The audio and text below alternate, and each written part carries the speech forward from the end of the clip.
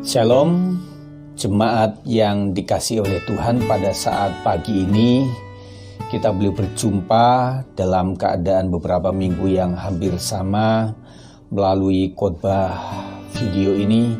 Biarlah memberkati Bapak, Ibu, Saudara yang ada di rumah. Kita akan berdoa. Tuhan Yesus, perkenankan kami Tuhan datang kepada Tuhan, memohon pengampunan atas setiap kesalahan dan kekurangan. Dan biarlah hadirat-Mu turun ke atas pemberitaan firman pada saat pagi ini. Dalam nama Yesus kami berdoa, segala roh jahat dihancurkan, supaya kebenaran firman Tuhan disampaikan secara jelas, memberkati dan meneguhkan setiap kami. Dalam nama Yesus kami berdoa. Yang percaya katakan amin. Puji Tuhan, jemaat yang dikasihi oleh Tuhan, saya ingin berbicara mengenai tetap teguh di dalam iman. Nah saudara, kita menyadari bahwa situasi-situasi yang seperti ini kadang-kadang membuat kita kalah.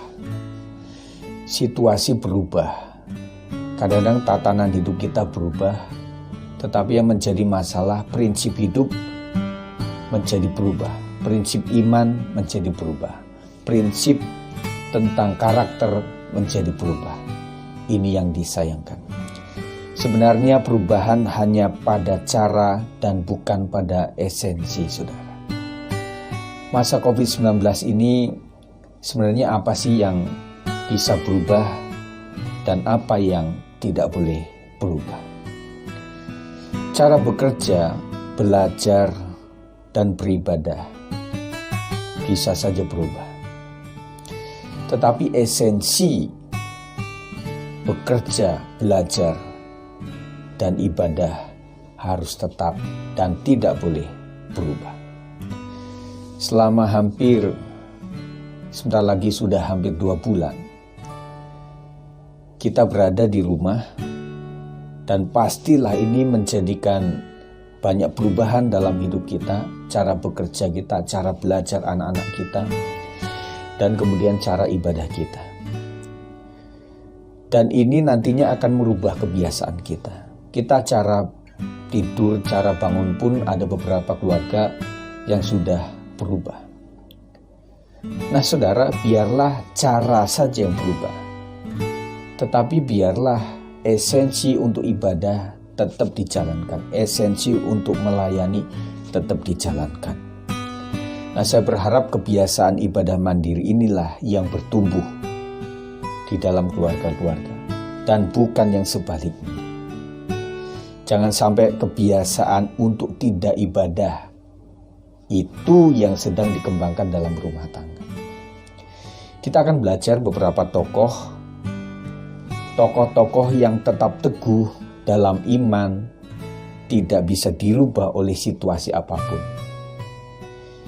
Yang pertama, Daniel.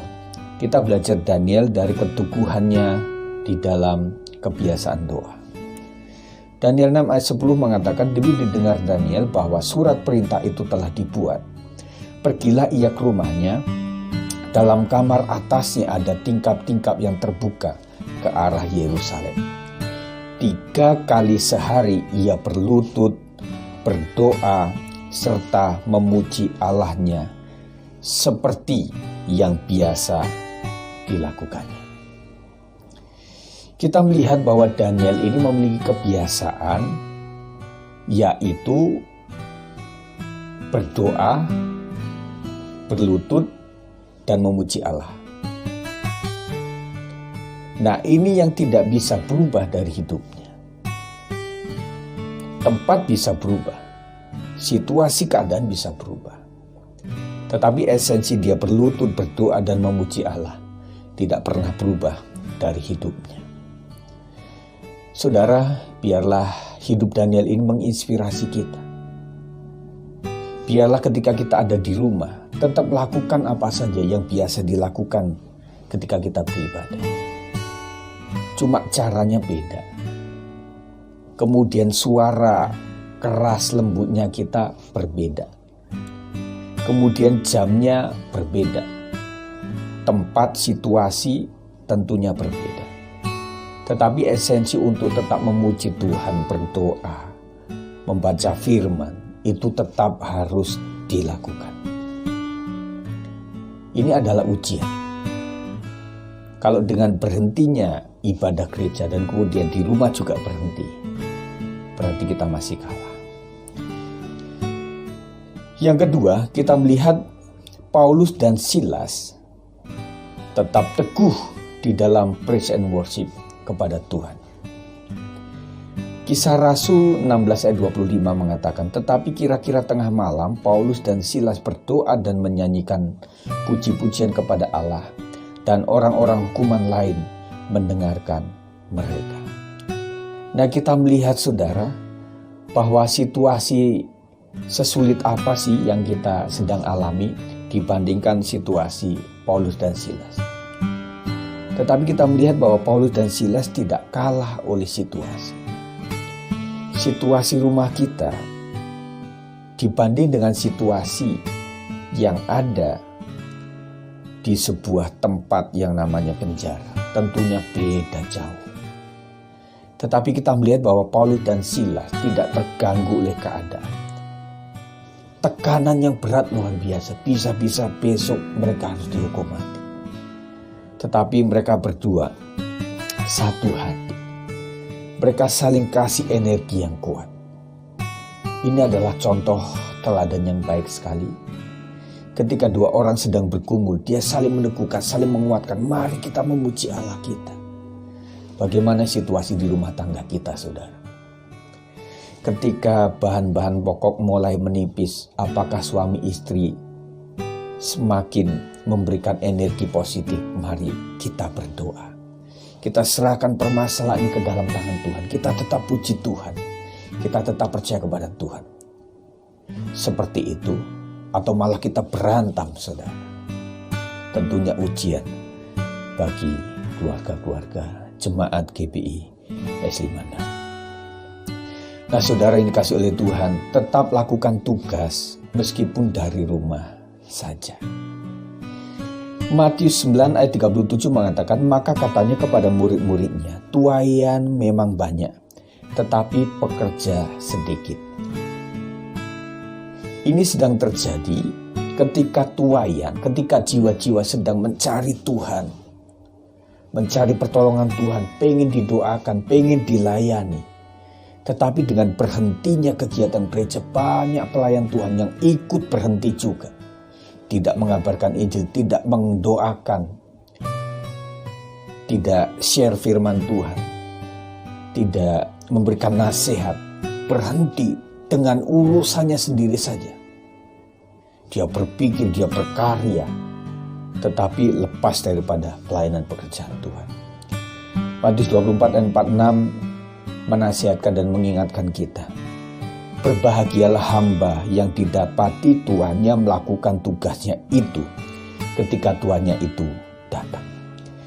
Nah, saudara, banyak pekerja itu melakukan tugas dengan baik ketika bosnya, ketika tuannya, pimpinannya, manajernya ada di tempat dan akan hadir atau akan datang. Inilah yang menjadi ujian, apakah kita benar-benar melayani Tuhan, ibadah kepada Tuhan, memberikan sesuatu kepada Tuhan supaya dilihat orang, atau memang tulus kita mengerjakannya kepada Tuhan. Nah, saudara, tentunya buat orang yang murni hatinya, tentunya masa sekarang ini tidak membatasi dia untuk tetap melakukan apa yang biasa dia dilakukan di dalam ibadah maupun pelayanan. Beberapa kelompok jemaat mengatakan, meskipun gereja tidak melakukan ibadah, tetapi aktivitas kewajiban ibadah dan pelayanan tetap mereka lakukan. Ini menjadi contoh buat kita. Apa saja yang bisa kita lakukan dari rumah, kita kerjakan. Bisa kan? Apa yang menghalang? Kecuali memang gak ada, kecuali memang gak punya. Tetapi kalau masih ada, kalau masih punya, mari kita kerjakan untuk mendukung pekerjaan Tuhan. Nah, saudara, pesan Tuhan di segala situasi, saya membaca di dalam 2 Timotius 4 ayat 2 mengatakan, beritakanlah firman, siap sedialah baik atau tidak baik waktunya, nyatakanlah apa yang salah, tegurlah dan nasihatilah dengan segala kesabaran dan pengajaran. Apapun yang kita lakukan dalam pelayanan, dalam ibadah itu dalam rangka memberitakan firman dan kebenaran. Dikatakan bahwa memberitakan firman, memberitakan kabar baik, itu dilakukan baik waktunya sedang baik atau waktunya sedang tidak baik. Kalau kemarin-kemarin kita bisa melayani dengan luar biasa, ibadah dengan luar biasa. Pada saat situasi tidak baik, apakah kita tetap bisa melakukan itu? Saya himbau kepada semua jemaat, semua pelayan Tuhan, mari kembali kepada panggilan kita. Mari tanyakan kepada pribadi masing-masing, terutama para pelayan Tuhan. Apa yang kau kerjakan buat jemaat Tuhan selama liburan ini, selama social distancing, selama PSBB? Apa yang sudah kita lakukan kepada Tuhan? Saya sebagai gembala sekuat tenaga memberikan pelayanan kepada jemaat semampu saya melalui media, karena memang tidak boleh bertemu, dan yang boleh dan diizinkan adalah melalui media. Ya sudah, melalui media saya lakukan. Kenapa? Karena saya punya tanggung jawab. Pada saat baik maupun tidak baik, saya tetap seorang gembala. Saya tetap seorang pelayan Tuhan. Saya tetap seorang pendeta yang harus menyampaikan kebenaran firman Tuhan pada saat baik maupun tidak baik waktunya. Penutup dari saya, Bapak Ibu Saudara, jemaat dan pelayan GBS Limana. Jikalau sekolah atau pekerjaan atau aktivitas lainnya itu dilakukan dari rumah, kenapa kewajiban ibadah dan tugas pelayanan tidak juga dilakukan dari rumah? Jangan hentikan kegiatan ibadah dan pelayanan gara-gara gereja yang sedang tidak beroperasi. Kapanpun dan dimanapun jabatan kita, terutama pelayan Tuhan, adalah pelayan Tuhan. Tidak hanya pada saat di gereja saja. Ini sering saya ingatkan kepada para pelayan Tuhan. Meskipun engkau tidak bertugas, engkau tetap pelayan Tuhan. Meskipun engkau tidak sedang di gereja dan tidak sedang di hari Minggu atau di hari ibadah, di kegiatan ibadah, engkau tetap menjabat sebagai pelayan Tuhan. Jadi kalau sekarang Bapak Ibu Saudara ada di rumah dan kau pelayan Tuhan, lakukan tugas pelayanan. Apa yang bisa engkau lakukan sebagai pelayan Tuhan? Kita harus tetap melayani meskipun dari rumah. Saya ingatkan guru setelah minggu punya tanggung jawab terhadap anak didiknya. Para guru, engkau sebagai pendidik, tentunya engkau terus online mengajar anak didikmu yang bukan sekolah minggu dari rumah. Kenapa enggak engkau kerjakan ini untuk anak-anak sekolah minggu yang merindukan terus ada sekolah minggu? Dan beberapa waktu sudah tidak ada. Guru setelah minggu yang selama ini mengerjakan tugas sebagai mahasiswa atau pekerja, karyawan-karyawati dari rumah. Kenapa engkau tidak berpikir bertanggung jawab kepada adik-adikmu untuk tetap melayani mereka dalam bentuk apapun yang bisa engkau kerjakan? Para ketua komisi punya tanggung jawab terhadap anggotanya. Pertanyaan kita adalah sistem komunikasi apa yang telah engkau lakukan kepada anggota-anggota komisi? Apakah tegur sapa dijalankan, nasihat say hello dilakukan? Karena ketua komisi di bawah gembala seperti saya adalah gembala-gembala bagi anggotanya. Perhatikan mereka.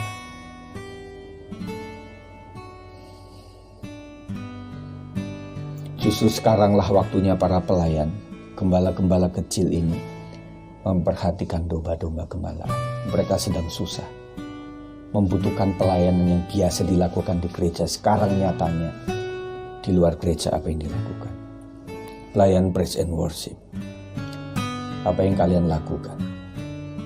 Beberapa tim praise and worship sangat kreatif.